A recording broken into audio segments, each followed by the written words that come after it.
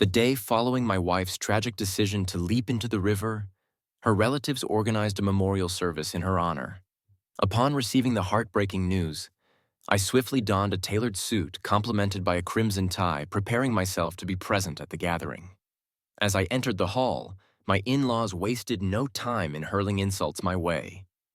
"Jonathan, you fiend, how dare you appear here? If it weren't for your relentless mistreatment, our beloved Elena wouldn't have taken such a drastic step," they shouted. "Would our Willow have ended her life?" They continued, their voices filled with anguish and anger. Unexpectedly, I managed a slight grin, retrieved a portable speaker from my bag, and began playing upbeat DJ tracks. "Boom shakalaka!" I exclaimed, dancing to the rhythm. "Come on, everyone, join in and let's enjoy ourselves." However, Elena's mother, a woman clad in mourning attire, furiously screamed, "You bastard! How dare you be here? Give my daughter back to me!" She lunged at me, her hands gripping my pristine suit. It took significant effort to free myself from her desperate grasp. "I suggest you stop," I warned. "This suit is expensive. If you ruin it, you won't even be able to sell your house to cover the damages." Her eyes, swollen from tears, burned with hatred as she continued her tirade. "You monster! I should never have allowed my daughter to marry you. She wouldn't be dead now." Indeed, Elena had defied her parents' objections and had secretly registered our marriage at the local Civil Affairs Bureau. "But what of it? I didn't coerce her into anything," I responded with a smile. "Mrs. Thompson, you're being unreasonable. Marriage is a mutual decision. How can you blame me alone?" At that moment, Elena's father, Robert, stormed towards me, shouting, "You murderer! What are you doing here? Who allowed you to come? You're not welcome. Leave now." Ignoring his outburst, I casually picked up some offerings from the table and began eating. "Seriously, did you all not choose the right fruits? Elena never liked apples. Didn't you know?" My behavior seemed too outrageous as the attending relatives started whispering among themselves. "Did you hear? This man abused his wife so severely that his daughter ended her life," one whispered. "Yes, I saw her body myself. She was bruised and beaten. It was horrific. The worst part is, Elena was nearly 3 months pregnant when she died. Can you imagine the rage?" Their hushed conversations only fueled my excitement. Moving to the beat of the DJ music emanating from my speaker, I began to bounce in place. Suddenly, someone in the crowd shouted, "Beat him!" Relatives from the Thompson family started to encircle me. But before they could act, another voice rang out, "Don't move! The police are here!" At that pivotal moment, a squad of officers rushed into the venue. Leading them was Officer Davis. I waved enthusiastically, calling out, "Officer Davis, I'm right here." I was the one who had called the police. Upon hearing his name, Officer Davis gave me a stern look. "Mr. Lee, I advise you not to cause trouble at someone's funeral. Even the police can't protect you if you do." Feigning innocence, I pointed towards the relatives who had just tried to assault me. "How am I causing trouble? They were the ones attempting to strike me," I stated, quickly seeking refuge behind Officer Davis. "I was merely attending my wife's funeral," I continued, "but they are insisting that I leave." Robert stood up, pointing an accusing finger at me. "You're the one who killed my daughter, and you still dare to mention her name. Get out of here." At that moment, Elena's coworker, Hiroshi, joined Robert. "Officer, this man has been abusing his wife for a long time. He drove my daughter to suicide. You must arrest him," he declared. Officer Davis slowly removed his hat, glanced at Elena's photo, and with a look of regret stated, "We have officially opened an investigation into the abuse claims. We're still gathering evidence." Suddenly, he paused and turned to face me. "Last night, we summoned Mr. Lee as part of our investigation. However," I interjected, "today is my wife's funeral. I specifically requested the police to attend." I stepped out from behind Officer Davis, grinning broadly. Before I could elaborate, Robert exploded in anger. "You shameless bastard! How dare you call her your wife? I won't allow you to do that." As he spoke, he spat in my face. I quickly hid behind Officer Davis once more. Peering out, I said, "I didn't make her jump into the river. Why can't I be here?" "What did you say?" Officer Davis asked. Seeing the situation spiraling out of control, he signaled a few officers to escort me out, but I immediately objected. "The funeral hasn't even begun. As the deceased's husband, how can I leave before it starts? Besides, all the money I spent on this outfit would go to waste." "Officer Davis, the ceremony hasn't even started. I can't leave," I insisted. Sensing his hesitation, I quickly flattered him. "With you here to ensure my safety, everything will be fine." Just then, the officiant announced from the back hall, "The time has come. Family members, please take your places." The superstitious Thompson family reluctantly allowed me to stand aside for the moment. Silently, I followed Officer Davis into the main hall. Soon, the officiant began the ceremony professionally. "Before we start, please have the deceased's family members take their places to my left." He was addressing me. I straightened my tie and confidently approached. But after a few steps, Robert shot me an intense glare. "Get lost! You don't deserve to be here!" he shouted. Unfazed, I simply stood beside him. "Uncle, are you really going to argue with me in front of everyone?" "If you delay the good time, don't blame me," I replied casually. Robert clenched his fists, his knuckles cracking. Fortunately, he didn't attempt to push me away further. Elena was an only child, so her parents stood beside me. During the family gratitude session that followed, every relative who approached me looked at me with hostility. Fortunately, my greatest strength is my composure, and I returned each of their glares with a smile. I even flashed a few of them a heart symbol with my hands. The officiant continued. "Elena, born on the 7th day of the 8th month in 1999, passed away on the 3rd day of the 1st month in 2024, at the age of 25. Her life was filled with brilliance, but also regret. She was filial to her parents, united with her colleagues, and loyal to her family." Suddenly, the previously silent hall erupted with an unexpected laugh. Everyone's eyes turned to me as I quickly covered my mouth, trying to stifle my laughter. "Sorry, everyone, I just remembered something funny and couldn't help myself." I apologized. "Please continue with the ceremony." I returned to my spot, but of course, a funeral doesn't proceed smoothly, especially in a superstitious family like the Thompsons. Sure enough, Robert now stood before me, his face contorted with rage. "Jonathan, if you don't explain yourself right now, you won't leave this hall alive." I looked at him with an innocent expression.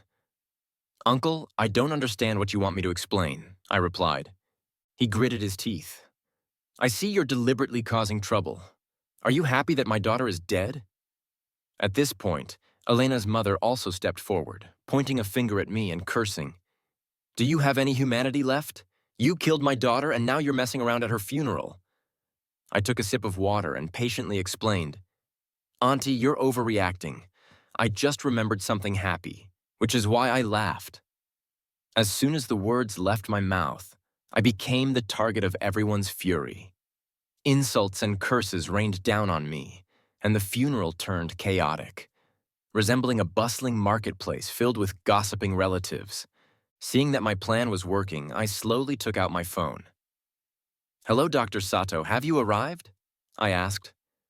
"Yes, Mr. Lee, I'm right outside the venue. I'll be there shortly," came the reply. Within minutes, a few doctors in white coats found me amidst the crowd.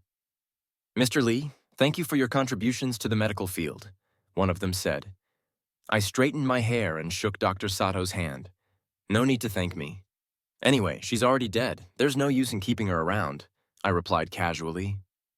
The sudden turn of events left Robert and his wife speechless. After a few seconds of stunned silence, Robert finally regained his composure. "Who are you? Why are you here at my daughter's funeral?" he demanded. Dr. Sato was about to speak, but I interrupted. "Oh no, I forgot to inform you too." "Here's the thing," I continued. "I asked Dr. Sato to come and take Elena's body. She still has some organs that can be used." I explained, producing the organ donation papers I had prepared beforehand. "Uncle, Auntie, due to time constraints, I forgot to mention this earlier. You won't hold it against me, will you? They spoke in unison. What? What? Who gave you the right to take our daughter's body? And you, as a doctor, don't you know that organ trafficking is a serious crime? Robert and his wife glared at Dr. Sato intensely, as if they were about to devour him alive. Seeing this, I quickly pulled Dr. Sato behind me. It's my decision, I stated. I'm Elena's husband, and of course, I have the right to dispose of her body after she's gone. Just as I finished speaking, Robert suddenly lunged at Elena's coffin. I dare you to touch my daughter. I'm her father, and no one can move her without my consent.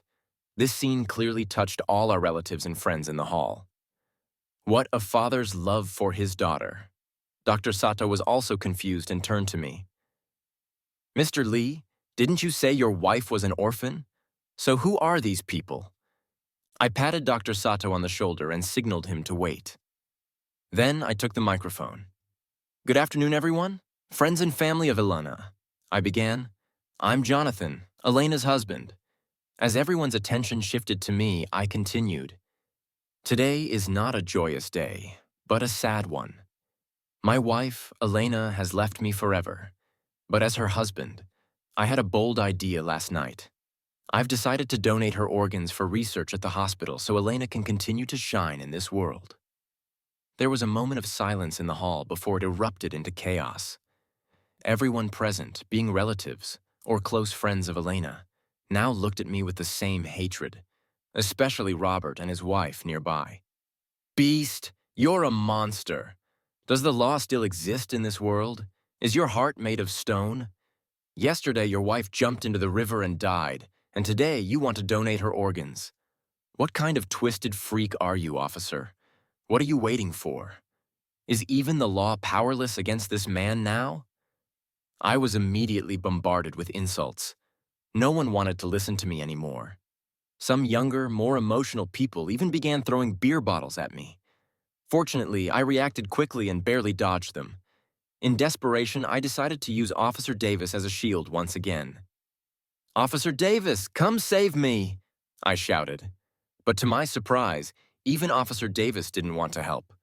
The look he gave me sent a chill down my spine. Jonathan, he said coldly, I swear I'll find evidence of your domestic abuse and lock you up. Seeing that no one was on my side, I had no choice but to hide. In the end, I found refuge by standing on Elena's coffin. Don't move, or I'll throw her out, I shouted. Everyone froze, their faces paling. Even Robert, who had been shouting the loudest, now began to speak calmly. Jonathan, get down from there. I promise I won't hurt you anymore. I scanned the crowd, and my gaze finally settled on a familiar figure. Who the hell threw that beer bottle? I shouted. Before long, Elena's colleague, Hiroshi, stood up from the crowd. I did, he declared defiantly. What's the problem? I replied, I heard you're my wife's colleague. Your name is Hiroshi, right? Hiroshi didn't back down. He looked straight at me and said, That's right. I've disliked you for a long time, Jonathan. I wasn't angry. I simply continued. I also heard from the police that you called them after my wife jumped into the river. I had just returned from a business trip the night before. As soon as I landed, the police took me away.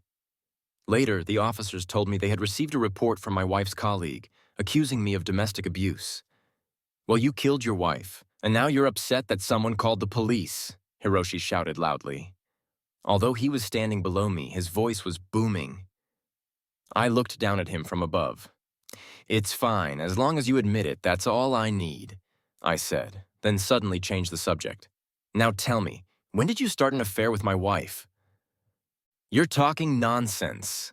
Hiroshi froze upon hearing my words.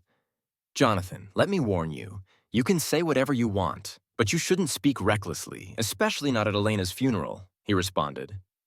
I sneered. I didn't expect you, Hiroshi, to be so stubborn. I continued, the child my wife was carrying is probably yours. As soon as I finished speaking, Robert couldn't remain calm any longer. Jonathan, stop spouting nonsense. I won't allow you to tarnish my daughter's reputation after she's dead, he yelled. Tarnish her reputation. I was amused by his words. These two were still putting on a show for me.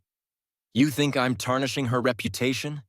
I jumped off Elena's coffin and glared directly at Robert. Do you dare to swear that you didn't know your daughter was cheating? Robert was taken aback by my fierce tone and stumbled back. I, I don't know anything. I just know that you killed my daughter. You're a murderer, he stammered. That's right, I continued, my voice rising. Elena's death is all your fault. Everyone saw it. You abused your wife to the point where she had no choice but to jump into the river. Hiroshi and Robert stood side by side, united in their condemnation. Hiroshi added, when your business failed and you were desperate, Mr. Thompson took you in. He treated you like his own son and even gave you his daughter's hand in marriage. But how did you repay them? You abused your wife every day, hitting her at every turn. If she hadn't been forced to jump into the river, none of us would have known about it. Jonathan, from start to finish, you've been a monster with a human face. Your whole life will be spent behind bars. Hiroshi continued, his voice growing more agitated, occasionally inciting the onlookers to join in their attack. I calmly watched his performance, thinking of him as nothing more than a clown, and took my phone out of my pocket. Hiroshi, why don't you explain what's going on with this photo? I asked. The next second, a photo of Hiroshi and my wife, Elena, appeared on the large screen behind me. In the photo, the two were embracing intimately on a bed. Anyone who didn't know them would have assumed they were the ones married. When Hiroshi saw the photo, his face turned pale. That's fake. Don't listen to him. This photo is definitely photoshopped, he hissed through gritted teeth. I had anticipated he wouldn't admit it and gave a small smile. The screen switched again, now displaying a video. In the video, two naked people were on a bed, passionately entangled with each other. Afterwards, the woman lay in the man's arms, her eyes hazy. The man silently lit a cigarette. They said, "Darling, when can we be open about our relationship? I can't wait any longer, baby. Let's wait a bit longer. Once we've tricked him into giving up his shares, then you can divorce him." The man and woman in the video were none other than my wife, Elena, and Hiroshi, who had been so adamant just moments before.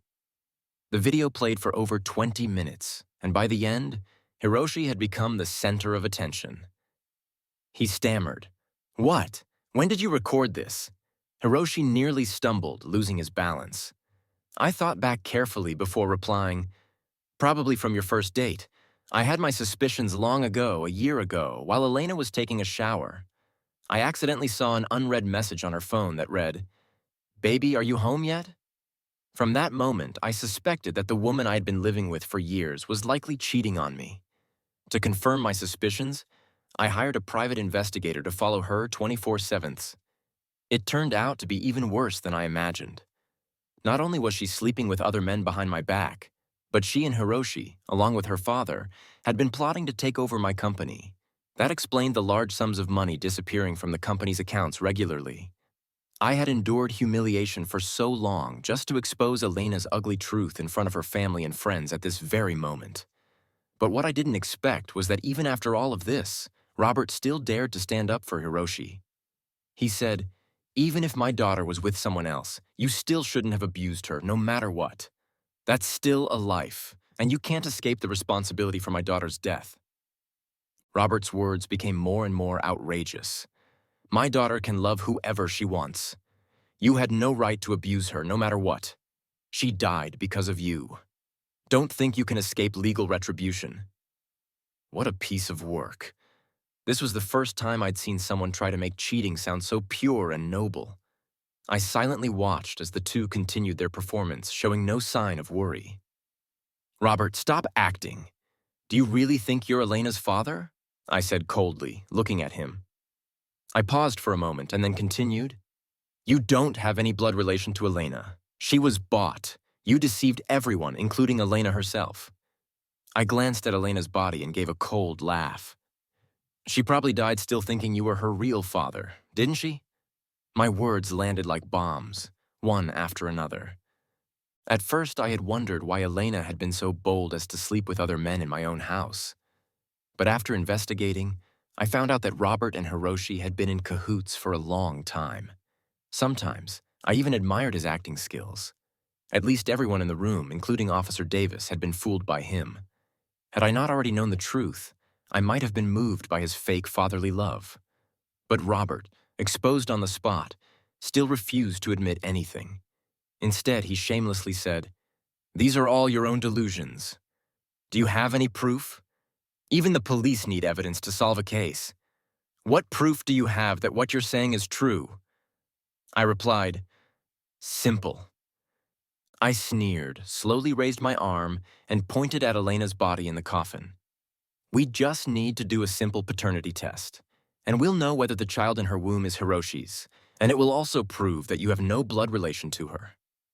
I glanced at the still-day doctor in the audience and grabbed the microphone. "Dr. Sato, is it possible to do a paternity test on a deceased person?" Dr. Sato froze for a moment, then slowly nodded. "Then I'll leave it to you." However, two voices suddenly rang out in unison. "No way! No way!" Robert and Hiroshi shouted almost simultaneously. In the next second, Robert suddenly pulled a lighter from his pocket. He threw it with all his might, and the flame landed right on the wreath in front of us. The fire spread instantly. Before long, Elena's entire coffin was engulfed in flames. Officer Davis shouted, "Robert, have you lost your mind?" Seeing this, Officer Davis immediately began evacuating the crowd. Robert laughed. "Ha!" Davis shouted. "Robert, have you lost your mind?" Seeing this, Officer Davis immediately started evacuating the crowd. Robert laughed. "Ha ha ha. Jonathan didn't expect this, did you? Now you have no evidence, and I'm curious to see how you'll handle me." At this moment, Hiroshi also seemed unusually excited. He said, "By the way, there's something else you don't know. Your wife had already told me the password to her overseas account, and there's a huge sum of money in there. Enough for me to live comfortably for the rest of my life." I darkened my expression and quietly watched as they mocked me. "Who said Elena is dead?" Robert burst into wild laughter. "Jonathan, stop fooling yourself. With a fire this big, her body is probably reduced to ashes by now." He ha ha. I didn't respond directly. Instead, I simply smiled faintly, clapped my hands, and said, "Come out." Just then, among the panicked crowd, a figure slowly walked towards us. The person said, "You two really have a heart of stone." The familiar voice reached Robert and Hiroshi's ears, and they were both petrified on the spot.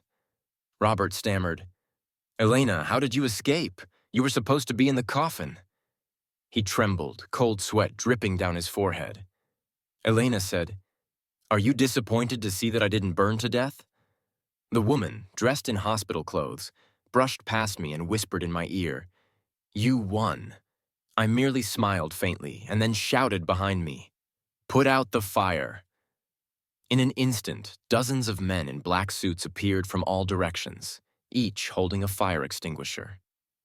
In less than 10 minutes, the fire was under control. As the smoke cleared, Robert's twisted face gradually emerged. He cursed, "You actually betrayed me." Elena smiled and replied, "Robert, after all this, you still have the nerve to say I betrayed you. If I hadn't been saved from the coffin in time, you probably would have burned me alive by now." The crowd outside the hall, seeing Elena standing next to me, looked shocked and began to murmur. Wasn't she already dead from drowning? How was she suddenly alive again? Did they blow up the body? Look at her arms and legs. There are no more injuries. Could it be that we've all been tricked? Maybe she was never dead at all. But the fire had been so intense. If she had truly been in that coffin, she would have been reduced to ashes by now. The truth was, I had known about Elena's plan with the two of them all along. After transferring all the money, they intended to stage her death to divert the police's attention and escape overseas. But they never expected that from the very beginning I had seen through their plot. The reason I went along with their little drama was because Elena and I had made a bet. I bet that Robert and Hiroshi would indeed kill Elena, destroy the evidence, and run off with the money. Fortunately, I won the bet. As the losing party, Elena would turn herself in to the police and, as the sole witness, expose Robert and Hiroshi's crimes. On the other hand, if I lost, I would hand the company over to her and then retire in the mountains. But I knew I wouldn't lose. Greed is a part of human nature, and it was especially evident in Robert and Hiroshi. Robert looked confused and asked, "What do you mean?" I replied, "You're afraid that my appearance will disrupt your plan, especially when you saw the police behind me. But you overlooked Dr. Sato." I chuckled lightly and then turned my gaze to Dr. Sato in the crowd. I paused for a moment, then continued. There was never any body donation. I just found an excuse to let Dr. Sato approach the coffin and, in the chaos, rescue Elena. He responded, "No wonder." No wonder he never took his eyes off the coffin as soon as he came in. I sighed deeply, lowered my head, and said, "Robert, you know, I once treated you like a real father. It's a pity." Robert smiled. "Nothing to regret." Just when everyone thought Robert was about to surrender, he suddenly pulled a knife from his pocket. In a flash, he grabbed Elena as a hostage. He gritted his teeth and shouted, "Back off, everyone, get back." Even Hiroshi didn't expect Robert to resort to taking a hostage. Being caught doing this could get him a death sentence. He shouted, "I don't care anymore. My life's already doomed to be spent in prison, so I might as well take a gamble." I was also stunned by this sudden turn of events. Officer Davis reacted swiftly and immediately began evacuating the crowd. The huge hall was now left with just me and Robert's group. Elena said, "Robert, are you crazy?" She was trembling, her body shaking. Robert replied, "Daughter, my foot. You're just something I bought with money. If it weren't for you, I would have already run off with the money." "Keep talking and I'll slit your throat," Robert threatened. He was in a frenzied state, and no one dared to question his words. At this moment, Officer Davis slowly stood up. "Mr. Thompson, please calm down," he said, raising both hands in an attempt to defuse the situation. "Put the knife down. Let's sit down and talk it over, all right?" But to his surprise, Robert didn't ease up. Instead, he brought the knife even closer to Elena's neck, blood beginning to trickle down her neck. He threatened, "Step back, everyone, step back." Robert had completely lost his sanity. He shouted, "If you take one more step forward, I'll kill her. I'll die with her if I have to." Seeing the situation, Officer Davis had no choice but to slowly back away. All right, don't get agitated. As long as you don't hurt her, I'll do whatever you say," he said. Robert responded, "I want 1 million in cash and a car delivered to me." As Robert continued to retreat, he kept threatening, "I'll give you 10 minutes. If I don't see the money in 10 minutes, get ready to collect her body. Blood has already soaked Elena's clothes. It won't be long before she bleeds out and dies." "Fine," I shouted, raising a bank card high.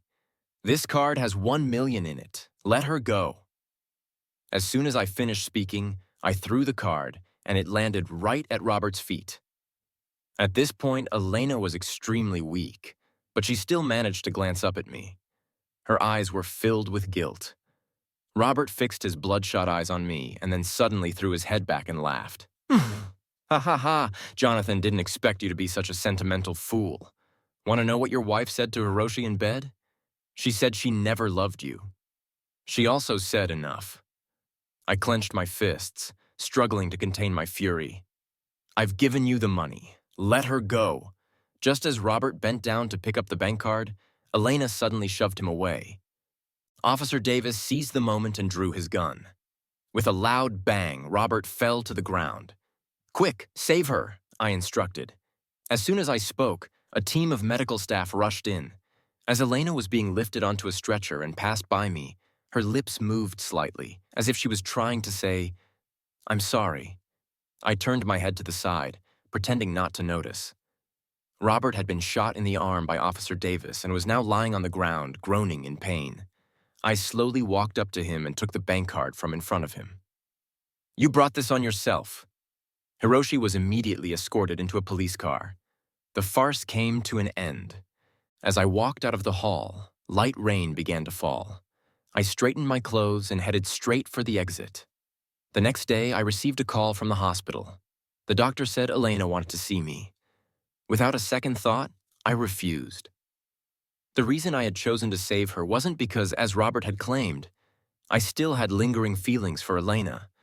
It was simply out of respect for life that I stepped forward. Back when my business failed and I was at my lowest, I had once contemplated ending it all.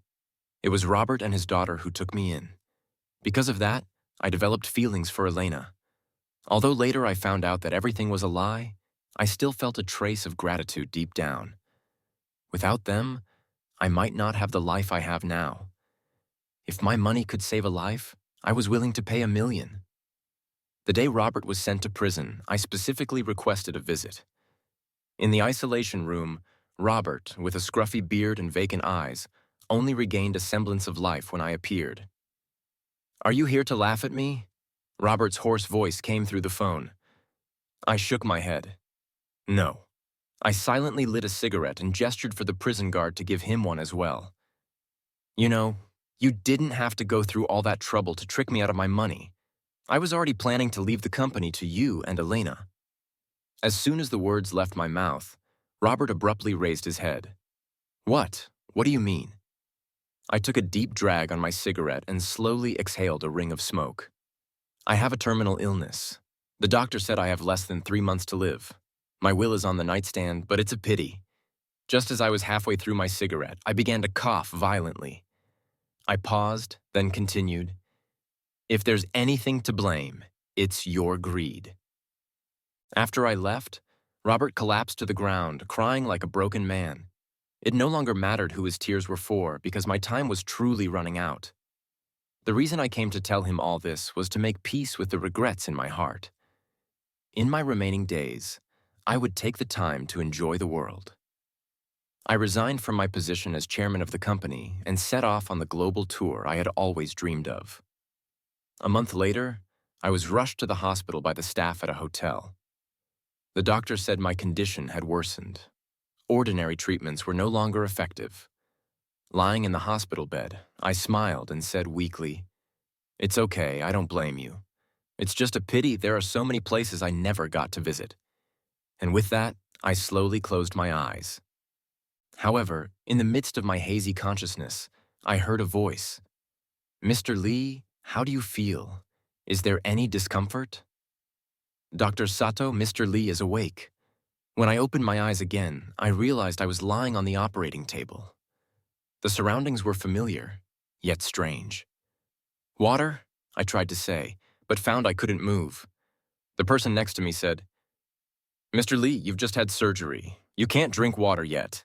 I'll use a cotton swab to wipe your lips for you." "Surgery? What surgery?" I clearly remember that just before I lost consciousness, the hospital had issued 3 critical condition notices. The person said, "You're lucky. A suitable organ match was found just in time." At that moment, Dr. Sato entered the room. "How are you feeling? I hope nothing's wrong." I tried moving my body. Aside from some pain at the incision, I felt fine. "Dr. Sato, do you know who saved me?" I asked. After hearing my question, Dr. Sato seemed hesitant, but the nurse next to him excitedly chimed in, "It was Miss Thompson." Dr. Sato shot her a glare, then awkwardly looked down at me and nodded. "Yes, it was her." I was stunned. "Elena," he replied. "Yes, it was her." Dr. Sato took an envelope from his pocket and placed it on my bed. "She said if you woke up, I should give you this." The envelope had only 3 words on it. "Jonathan, you're welcome." I nodded at Dr. Sato to open it for me. Inside, the letter read, "Jonathan, you don't need to thank me. When you read this letter, I should already be on my way to prison. Some time ago, Dr. Sato told me you had a terminal illness and that my organs were a match. So, before I went to prison, I donated them to you. Perhaps this is the only thing I can do for you in my life. I was trafficked when I was young, constantly on the run until I met you. If it weren't for you putting aside the past and standing up that day, I might not even be alive now. You're a good person, and good people shouldn't die young. So, live well. See the world for me. Signed, Elena." Dr. Sato asked, "Do you want to go see her?" "You should still have time." I quietly put the letter away and looked out the window. "No, she wouldn't want me to see her anyway.